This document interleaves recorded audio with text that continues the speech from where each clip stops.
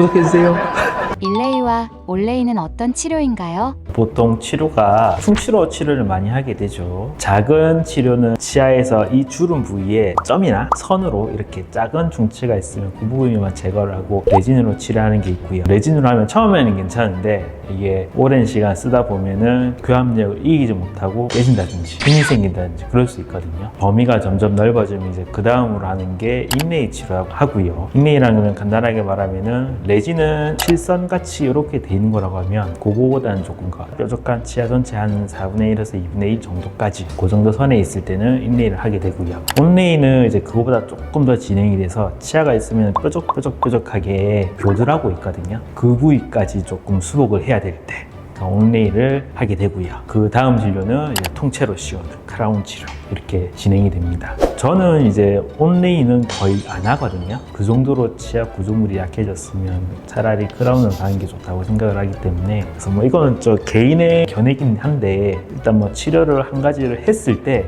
그래도 어느 정도 기간은 최소 써야 되지 않나 생각을 하거든요. 되게 좀 저는 보수적으로 좀 생각을 해요. 그게 딱 견해가 의사마다 조금씩 차이가 납니다. 그래서 이 치과 가니 뭐 레진을 하면 되는데 치과 갔더니 인레이를 해야 되고 막 그런 게 좀 차이가 납니다만은 뭐 그렇다고 인레이를 말하는 의사가 이런 식으로 말씀을 할 수가 있지만 장기적으로 볼 때는 경험과 그분의 견해의 차이이기 때문에 그 사람이 틀렸고 레진하는 사람이 맞고 그러진 않거든요. 그래서 제가 볼 때는 확실하게 믿을 만한데 정했으면 꾸준히 그 치과에 가시는 게 좋을 것 같아요. 구독해주세요. 일레이 치료하고 나서 이가 시려요. 치료가 잘못된 걸까요? 이게 정말 말하기 힘든 게 충치라는 게 광범위하게 이렇게 하면 누가 봐도 이거는 크라운 치료를 해야 되는 경우가 있고요.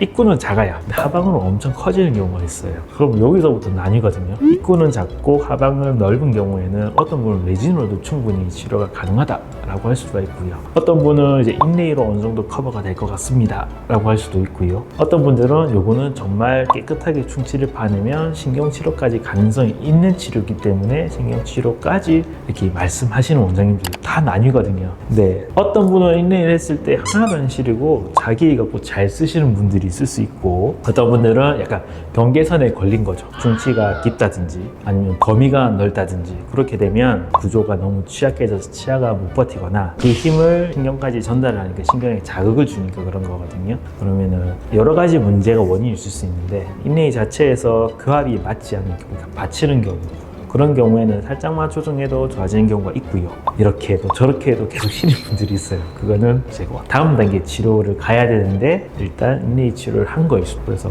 명확한 거는 하신치과 가셔가지고 확인하고 정확하게 다시 한번 보시는 게 좋아요. 저도 그런 경우 많거든요. 그래서 모든 치료는 하고 체크를 한번 하는 게 좋죠.